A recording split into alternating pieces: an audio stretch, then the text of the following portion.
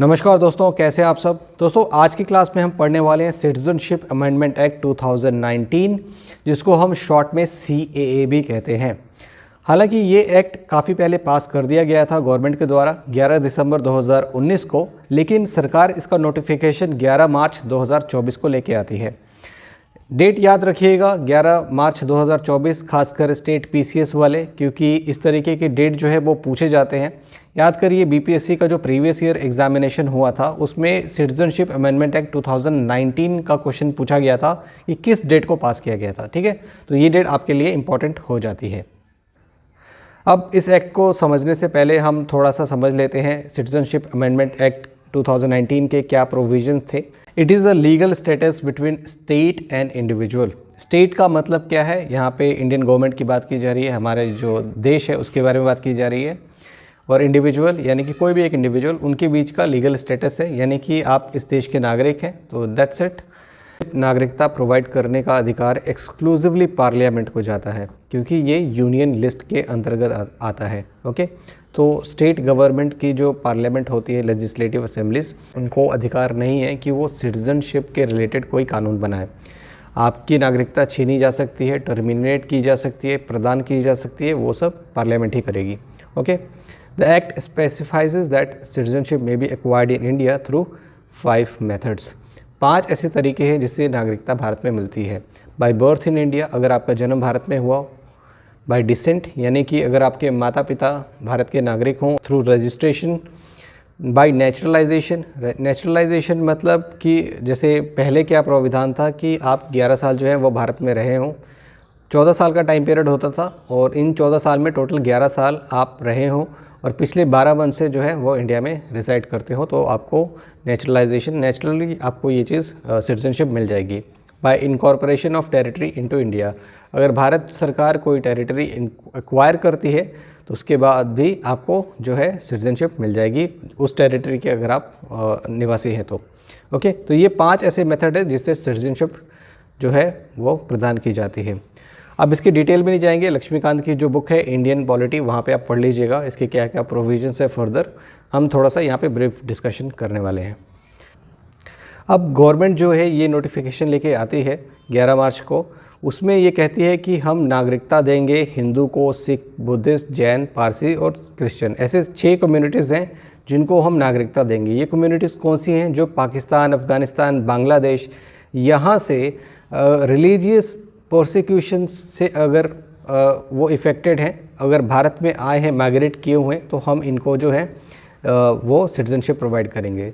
यानी कि धार्मिक जो प्रताड़ना है, धार्मिक कारणों से अगर ये कम्युनिटी वहाँ पे प्रताड़ित की गई है तो हम इनको नागरिकता प्रदान करेंगे, ऐसा इसमें प्रोविजंस हैं। अब कुछ रिक्वायरमेंट, क्या क्या इशू हैं, क्या क्या कंसर्न्स हैं, क्या सजेशंस हैं, वही हम यहाँ पे देखने वाले हैं। पहली चीज़ की रिक्वायरमेंट क्या होनी चाहिए। जो एप्लीकेंट है, यहाँ पे दोस्तों ये सारा का सारा प्रोसेस जो है वो ऑनलाइन होगा। एप्लीकेंट को ये बताना होगा कि वो कौन से साल भारत आया है, क्योंकि इसकी जो कट ऑफ डेट है ना वो 31 दिसंबर 2014 है। यानी कि इस डेट से पहले या इस डेट तक आप भारत में माइग्रेट कर गए हों तभी आपको सिटीजनशिप जो है वो प्रोवाइड की जा सकती है। तो पहले आपको खुद ही डिक्लेयर करना पड़ेगा, कैसे वो भी हम देखेंगे। इसमें आपको अगर कोई डॉक्यूमेंट अगर आप दे रहे हैं, देखेंगे हम कौन कौन से डॉक्यूमेंट इसमें लगते हैं। तो अगर उसकी वैलिडिटी अगर हाल फिलहाल में ख़त्म भी हो गई है तो ऐसा कुछ नहीं है कि आपकी एप्लीकेशन जो है रिजेक्ट कर दी जाएगी। जैसे मान लीजिए ड्राइविंग लाइसेंस है, वो तो 15-20 साल के लिए मिलता है, तो इस पीरियड में अगर 2014 के बाद या अभी से पहले अगर वो ख़त्म हो गई हो तब भी वो उसको हम कंसिडर करेंगे। ओके, पासपोर्ट वीज़ा की रिक्वायरमेंट नहीं है, क्योंकि ये तो जो इलीगल माइग्रेंट्स यहाँ पे भारत में आए हैं उनको नागरिकता देने की बात की जा रही है, तो पासपोर्ट और वीज़ा का तो कोई सेंस ही नहीं बनता। अब दोस्तों यहाँ पे ज़रूरी नहीं कि ये जो अमेंडमेंट है वो पहली बार हुआ है, पहले कई बार अमेंडमेंट हुए हैं। सिटीजनशिप रूल 2004 में अमेंडमेंट किया गया। कौन से एक्ट में? सिटीजनशिप एक्ट ऑफ 1955 में, इसमें अमेंडमेंट किया गया। ओके, इसी के द्वारा सिटीजनशिप प्रोवाइड की जाती है, जो हमने देखा था अभी पिछले स्लाइड में। इसके कई बार नोटिफिकेशन भी 2014 से 18 के बीच में सरकार ने लगभग 5-6 बार इसका नोटिफिकेशन जो है रिलीज़ किया है। देखिए, जो citizenship amendment act rule 2024 government ने रिलीज़ किया, उसमें ऐसा प्रोविज़न है कि आपको जो एप्लीकेशन प्रोसेस है वो सिटीजनशिप अमेंडमेंट एक्ट के थ्रू ही मिलेगा। और सेक्शन कौन सी रहेगी? Section 6B। ये फर्दर पॉइंट्स हैं, इनको याद रखिएगा, एग्जामिनेशन में पूछा भी जा सकता है। जो इसके लिए ऑनलाइन पोर्टल कौन लेके आएंगे, मिनिस्ट्री ऑफ होम अफेयर्स। और डिपार्टमेंट किसको दिया गया है, पोस्टल डिपार्टमेंट और सेंसस ऑफिशियल्स, ये डिटरमिन करेंगे सिटीजनशिप कैसे, वो भी हम देखेंगे। बैकग्राउंड चेक यानी कि सिक्योरिटी चेक उस पर्सन का कि क्या वो जासूस वगैरह तो नहीं है ना, जो इन्फॉर्मेशन वो दे रहा बिल्कुल सही है, वो कौन करेगी, सिक्योरिटी एजेंसीज, जैसे कि आप आईबी की बात कर लीजिए। फाइनल डिसीजन नागरिकता प्रोवाइड करने का वो मिलेगा एम्पावर्ड कमेटी को, जिसका हेड करेंगे डायरेक्टर सेंसस ऑपरेशन के। पहले क्या था ना कि जो पहले वाला जो 2019 में अमेंडमेंट आया था उसमें डिस्ट्रिक्ट कलेक्टर को ये पावर दी गई थी। अब इसमें दिक्कत ये आ रही थी ना कि डिस्ट्रिक्ट कलेक्टर जो है वो क्योंकि स्टेट गवर्नमेंट के अंदर काम करता है, तो हो सकता है कि कुछ स्टेट्स को इनसे दिक्कत हो। वो तो ऑब्वियसली है, आपने शाहीन बाग का प्रोटेस्ट देखा, उसमें इशू ये था, सीए इशू था, एनआरसी इशू था, तो उसमें बहुत सारी ऑपोजिशन पार्टीज़ आ गई थी, बहुत सारे स्टेट गवर्नमेंट आ गए थे, बोलते थे कि हम तो यहाँ पे इम्प्लीमेंट ही नहीं करने देंगे। तो इसलिए डिस्ट्रिक्ट कलेक्टर को जो है इस बार ही हटा दिया गया। 2 कमेटी बनाई गई है, एक है डिस्ट्रिक्ट लेवल कमेटी और दूसरी है एम्पावर्ड कमेटी। तो इसका प्रोसेस क्या होगा कि अगर आप अप्लाई करना चाहते हैं सिटीजनशिप के लिए तो सबसे पहले आप डिस्ट्रिक्ट लेवल कमेटी में जाएंगे, उसके बाद एम्पावर्ड कमेटी जो है वो फाइनल डिसीजन लेगी। आइए इसके बारे में थोड़ा कमेटी के बारे में समझते हैं। जैसा कि मैंने आपको बताया था कि पहले डिस्ट्रिक्ट कलेक्टर के हाथ में ये पावर थी, अब एम्पावर्ड कमेटी और डिस्ट्रिक्ट लेवल कमेटी के हाथ में ये पावर होगी। सारा का सारा डॉक्यूमेंट जो होगा, एप्लीकेशन होगा, वो इलेक्ट्रॉनिकली सबमिट किया जाएगा। एम्पावर्ड कमेटी के जो हेड होंगे वो डायरेक्टर होंगे सेंसस ऑपरेशन का, ये हमने देख लिया था। उसके कुछ अलग मेंबर होंगे, डिप्टी सेक्रेटरी इंटेलिजेंस ब्यूरो के, ये फॉरेन रजिस्ट्रेशन ऑफिस से वहाँ के मेंबर होंगे। उसके बाद ये SIO state information officer of NIC, post master general of state, ये इसमें रहेंगे।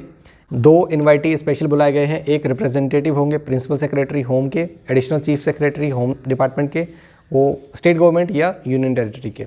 एक रिप्रेजेंटेटिव होंगे railway jurisdiction divisional railway manager वहाँ से। ओके, तो हालांकि ये सब याद नहीं रखना, थोड़ा थोड़ा सा पढ़ लीजिए कि कौन कहाँ से आते हैं। ये याद रखिए, हेड इनके कौन है, डायरेक्टर सेंसस ऑपरेशन के, ये पूछा जा सकता है आपसे एग्जाम में। नेक्स्ट है डिस्ट्रिक्ट लेवल कमेटी, जहाँ पे हमको सबसे पहले अप्लाई करना है। उसके हेड होंगे जुरिस्डिक्शनल सीनियर सुपरिटेंडेंट और सुपरिटेंडेंट ऑफ पोस्ट, तो कौन सा डिपार्टमेंट है, पोस्ट। ओके, इसके मेंबर्स हैं डिस्ट्रिक्ट इन्फॉर्मेशन ऑफिसर या फिर nominee of central government. 2 special invitee होंगे, एक होंगे representative not below the rank of नायब तहसीलदार और equivalent from the office of district collector. दूसरे होंगे रेलवे जुरिस्डिक्शनल स्टेशन मास्टर। शपथ दिलाने का काम कौन करेगा, जब आप नागरिक बन जाएंगे देश के तो उसका जो ओथ होगा वो कौन करेगा, that will be administered by district level committee. Empowered committee का काम क्या होगा, make such inquiry as it considers necessary for certain the suitability of applicant including obtaining report from security agency. मतलब उस कैंडिडेट का पूरा बैकग्राउंड चेक करने का काम क्या होगा, एम्पावर्ड कमेटी करेगी। अब सिटीजनशिप प्रोवाइड किया जाएगा, इसके लिए स्पेशल डिजिटल सर्टिफिकेट देने की व्यवस्था की गई है। दोस्तों, आपको मालूम है कि जब भी कोई भी करंट अफेयर में न्यूज़ जो है वो चर्चा में रहता है तो उसके रिलेटेड आर्टिकल्स जो है एग्जामिनेशन में पूछे जाते हैं। तो सिटीजनशिप के रिलेटेड जो आर्टिकल्स हैं, आर्टिकल 5 to लेके 11 तक, ये आप देख लीजिएगा। आपको तो मालूम होगा, लक्ष्मीकांत में पढ़ लीजिएगा या यहाँ से पढ़ लीजिए, क्योंकि ये स्टेट PCS एग्जामिनेशन में खासकर पूछे जा सकते हैं। अब देखते हैं कि नागरिकता किसी इंडिविजुअल की कैसे डिसाइड की जाएगी। कोई भी डॉक्यूमेंट जिसमें ये साबित किया गया हो कि उनके पेरेंट्स या ग्रैंड पेरेंट्स या इवन ग्रेट ग्रैंड पेरेंट जो है वो इस कंट्री से बिलोंग करते हो, वो जो तीनों कंट्री हैं जिसका मैंने आपको बताया, अगर वो वहाँ से बिलोंग करते हो तो आपको जो है कंसिडर किया जाएगा नेशनैलिटी के लिए।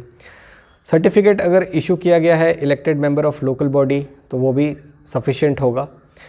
आपको सबसे पहले तो ये कंपलसरी है कि proof of country of origin, ये दोनों चीज़ कंपलसरी है कि आप उस देश के नागरिक हों, ये आपको प्रूफ करना पड़ेगा कि या फिर आपका वहाँ पे कोई लैंड रिकॉर्ड हो या एजुकेशनल सर्टिफिकेट हो जो वहाँ से आपको मिला हो, या कोई लाइसेंसेस वगैरह अगर आप वहाँ का है, तो मतलब कोई भी डॉक्यूमेंट अगर आपके पास है जो ये प्रूफ करता है कि आप उस कंट्री से रिलेटेड हो तो आपको जो है कंसिडर किया जाएगा नेशनैलिटी के लिए।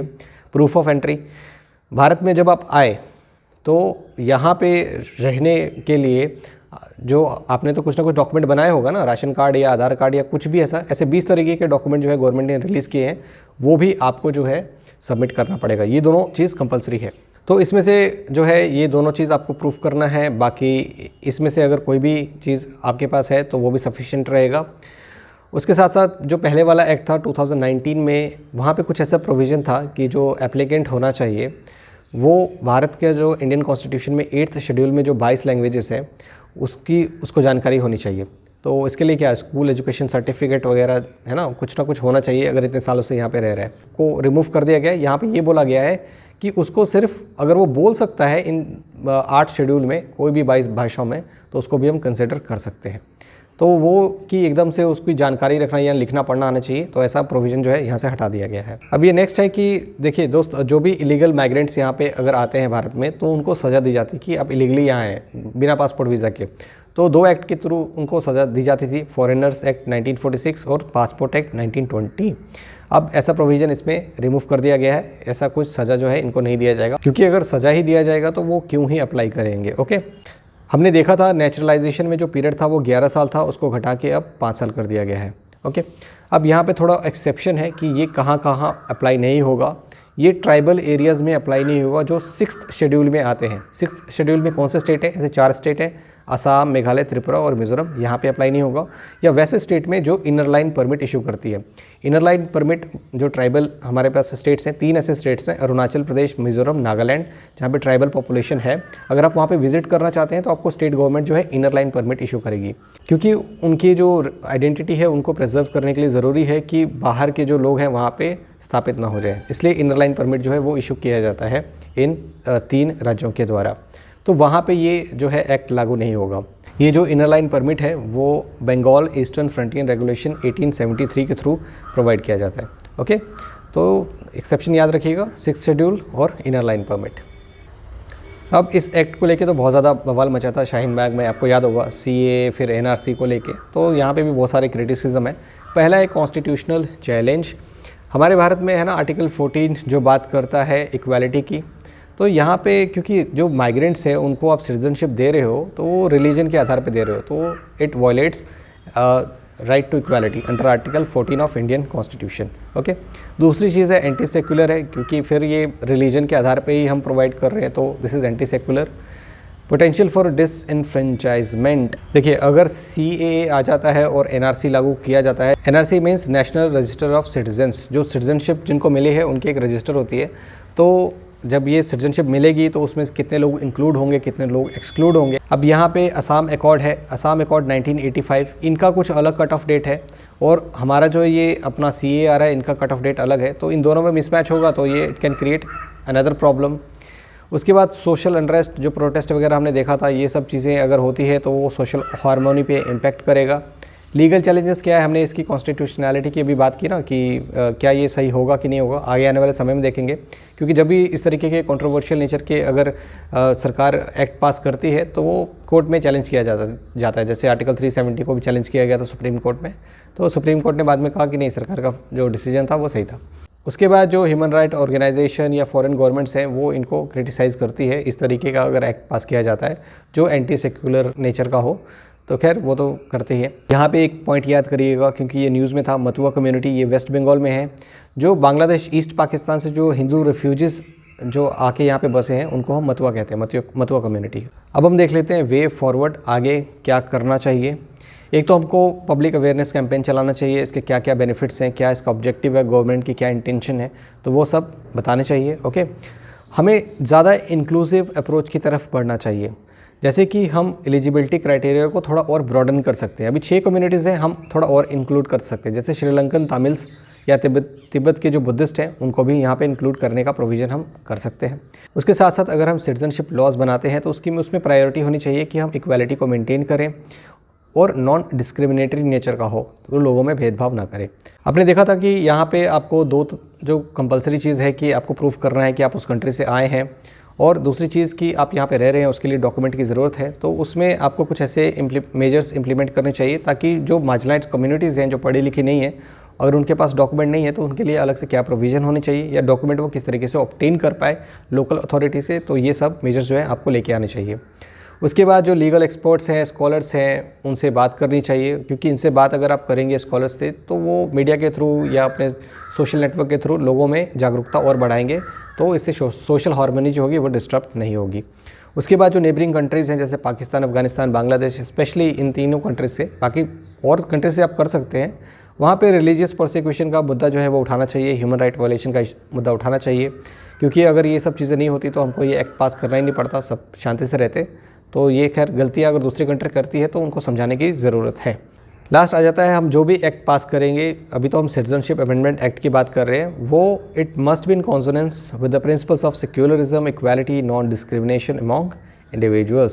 सो दैट्स इट दोस्तों, आपको वीडियो कैसी लगी आप ज़रूर बताइए, और हम जल्द ही मिलेंगे दूसरे टॉपिक पे, करंट अफेयर के टॉपिक पे। और चैनल को सब्सक्राइब करना मत भूलिए, ये हमारे लिए बहुत बड़ा मोटिवेशन होता है। तो चलिए मिलेंगे हम नेक्स्ट वीडियो में जल्दी, तब तक के लिए धन्यवाद। जय हिंद।